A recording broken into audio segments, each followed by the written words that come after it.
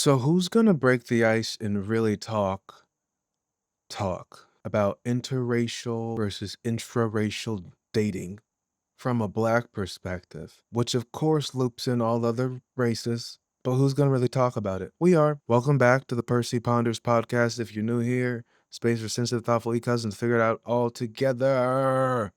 Okay, e-cousins. This topic has been highly requested by e-cousins. And why is that? Because, well, on one hand, you have certain people who would like to think that you are betraying your race by dating outside the Black community, and other people who would like to think that love is love. So, we're going to coalesce some sociology and some common sense to sort this out. Because what I've noticed in my own experience, and I'm going to share more about that, is that sometimes you have a pattern, and sometimes that pattern is working for you, and other times it isn't. And other times it's just worth considering what's the tea on interracial versus intraracial dating dynamics. So, in my experience, when straight Black men date outside of their race, not always, but often, there's a little bit of anti-blackness connected to a lot of straight Black men choosing to partner with a white woman or a non-Black woman.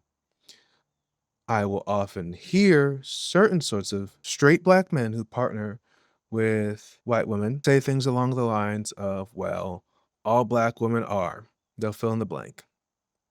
You lost me because you can't generalize a whole group. Or you'll see people like Shannon Sharp, who on one hand gave, I believe, 20 grand, more than that per cheek to an OnlyFans model, a white one, but then went on the record saying that he would not give his Black daughter more than $30,000 for her wedding. Peculiar. The history of straight Black men opting out of dating within the Black community is often rooted in anti-Blackness, not always. Because also love can be love.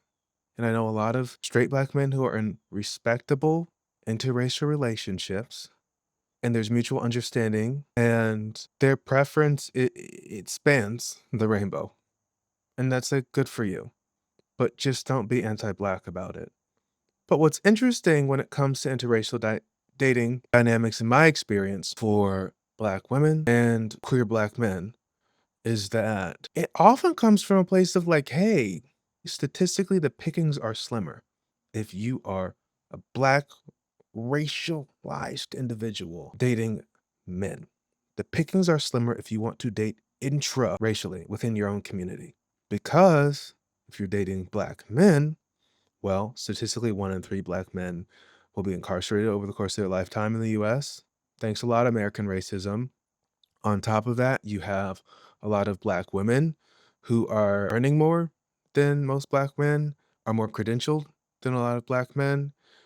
You have a lot of discrepancies that come up and complicate dating within your race while Black if you date men.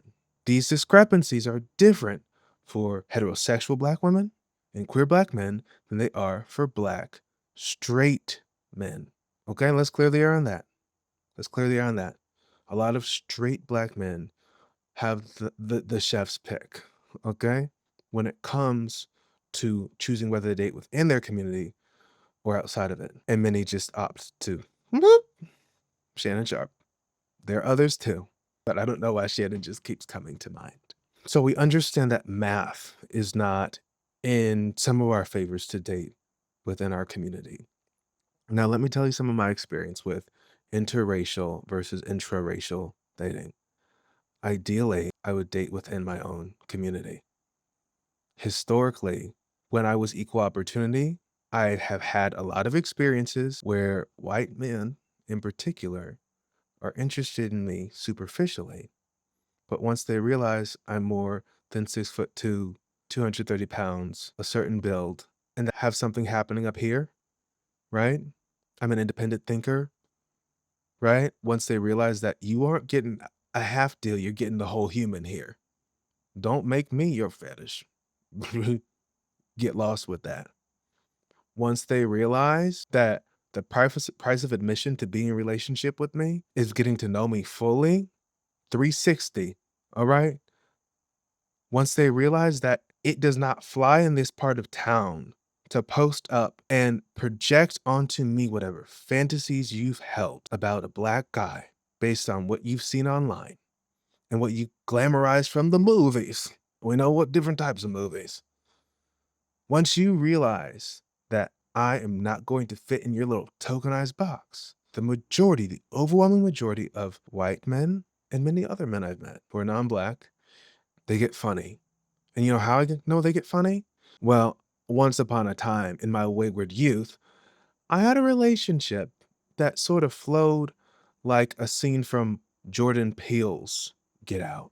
Your boy was like brother Kahlua, and it was like, how did this happen? How did this happen that me, a self-aware individual, found myself in a relationship with somebody who was so not my person? Well, it didn't start out all bad. That's for starters. It started out with, "Oh, okay, this guy seems genuinely attracted to me. Seems genuinely interested in getting to know me." Okay. As things progress, though, eventually you meet their friends, you meet their family. Eventually, you're presented with all these opportunities for this person to start to understand you. And that's where the cultural ignorance started to show. And what I very quickly realized in this interracial dynamic with a white man from a wealthier background was, oh, okay, yeah, you're not interested in the totality of me. You're interested in the packaging. That's one. But then as I met friends and family, you realize, oh, okay. So when your brother-in-law says that problematic racist thing, or so and so says something really classist, and I let you know, hey, I feel uncomfortable. Hey, what they said was out of order. What did this person do in that situation? Well, this white man doubled down on defending his family rather than trying to understand where his black partner was coming from. And that's one of the biggest issues I don't see discussed enough in most interracial dynamics, in my experience, is that when you meet your white partners, friends, and family, okay, are you ready for what's connected to all that? It may be good, but it may be what I experienced in that dynamic, which was wow. When presented with the opportunity to choose your black partner or choose your allegiance to your privilege and your whiteness, this white person I dated chose his allegiance to his whiteness and his privilege. And that's not just one off. I've had other experiences with white men or spicy white or other non-black people where it's like, wow, you just can navigate with a level of privilege that I don't. And I can see this relationship being very imbalanced where I melt into your world, but are you doing the work to melt into mine? That's tricky.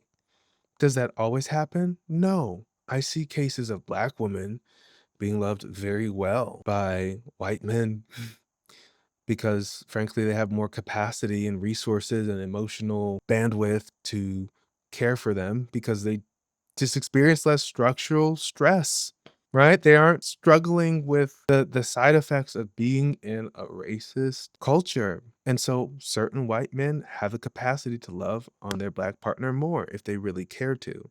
And I've seen black women and black men loved well by people of all different races. And you're listening to me like, well, Travis, is this just a black and white matter? Obviously not. Obviously not. This isn't just a black or white matter. But that's the starting point with it, whether you're dating within your race or outside of your race. And I've had some Fright Night experiences dating outside the race, but I've also had Fright Night experiences dating inside my race. I have. So let's get into those. Okay, you're not going to like me for this. Well, when it comes to trying to date within the black community, I have noticed on the queer front that a lot of black men just carry more. A lot of queer black men carry more than their white peers because we have to navigate structural racism. We have to navigate different setbacks in the job market connected to the structural barriers we have to clear to just exist in this culture. We have to navigate all of the weird ways that barriers manifest In policing, we have to navigate the hypervigilance that comes with knowing you are punished and judged more harshly, existing point blank, period, than your white peers and other peers. And that's a lot. That's a lot to carry. For example, I'll never forget, I was out west several months back, was in a car with this white guy, and he was speeding on the highway, and I was like, "Hey, the police are there. You might wanna slow down." And I'll never forget, he was like, "Oh, well, they're always nice to me." Mind you, this was a gay white guy. And it was in that moment that I realized, wow, black queer men and white gay men live in different galaxies. Because even being a white gay man, especially if you're more cisgendered, that confers you all the privileges of being a white man, top of the privilege hierarchy. And I was like, wow, you don't understand the first thing about who you're talking to and how much privilege is loaded in that statement of, oh no, the police are always good to me. I'll be fine. Must be nice. Must be nice. I don't think it's so clear cut as to whether it's best to date interracially or intraracially if you're trying to optimize for connection, being understood, for feeling respected and valued. Because again, I've seen people date across color lines and within their own have great experiences and horrible experiences. It's more or less about what your standards are and who's presenting themselves in the time being that you set to meet somebody. But to the point about dating black men, I've realized, like I said, poses some unique challenges in that we carry more than a lot of our peers. And as a result, especially within the queer community, I find that a lot of queer black men, because they carry more, take longer to come into their own in terms of owning their sexuality and being all that they are. And so how this can manifest, in my experience, is I'll meet a lot of guys who are 35, 36, 37, and it's like barely out, still playing the field, dick all the way in the streets. And it's like, well, what happened? They had the trauma of very shame-based religious upbringing or the pressure to be hyper masculine and perform masculinity in a way for the black community that made them ashamed to be themselves. And so, well, what does that do with your emotional development? It stunts it in a way. It puts you in a position where you have had less time in your big adult life to be yourself in healthy relationship. And a lot of white queer men, gay men in my experience, have gotten to do that at a earlier age than a lot of black men I meet. And so that has complicated dating within the black community where it's like, okay, if you are operating with a certain level of emotional maturity and self-awareness, well, there are a lot of gorgeous people out there, black men, but are those people who's ready for something more mature? Not everyone I meet. I had a lot of experiences where it's like several months ago, went on a date with this influencer person. And that's the first red flag. I don't recommend dating people who make their money and have a career off of being a large personality or presence on the internet, unless you really vet for character and know their quality. But in my experience, most people who make their money in the entertainment world as influencers, most people who are professionally rewarded for being good looking have underdeveloped character because when you are conventionally attractive for most of your life and you monetize your attractiveness, you are used to getting away with murder and not being held accountable to doing better when you do wrong. You are, because most people are impressed by appearances and that leads them astray. And so that conditions in these influencers, these pretty men, or pretty women for that matter, to genuinely believe they can get away with murder and know they won't be punished because people give them special treatment they have not earned simply because they're conventionally attractive. And so that happened in this case with this black guy I was talking to, where it was like, okay, I could play that card too. I check certain boxes. I'm not tooting my horn. Self awareness says it, but I don't. I don't treat people less than because I'm like, oh, I'm special. No, I'm not. No, I'm not. But this person tried to pull that fast one on me. And so it came down to the why we had this date planned and bails on me at the last minute, acts all weird. And it's like, would have loved to get to know this person, gotten to know this person, thought that we had a really promising connection. But I've had so many of those experiences with the sorts of black men who I've wanted to get to know, put me in a position to feel, okay, if I want to meet my person, I might have to be open to meeting people from different racial backgrounds. And I think that a lot of black women end up feeling the same way, which is that if they want to meet their person, ideally they connect and date and be with somebody within their race, but to increase the odds of meeting their person, they have to expand their search criteria to increase the odds that they will meet their person. A lot of straight black men don't have that same experience, but queer black men and straight or queer black women for that matter do. This is some of my experience on interracial versus intraracial dating.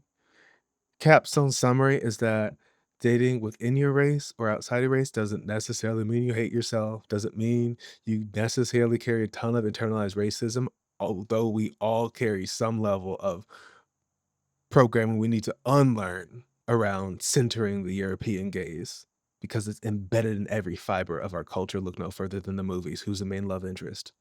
What matters most is how someone treats you.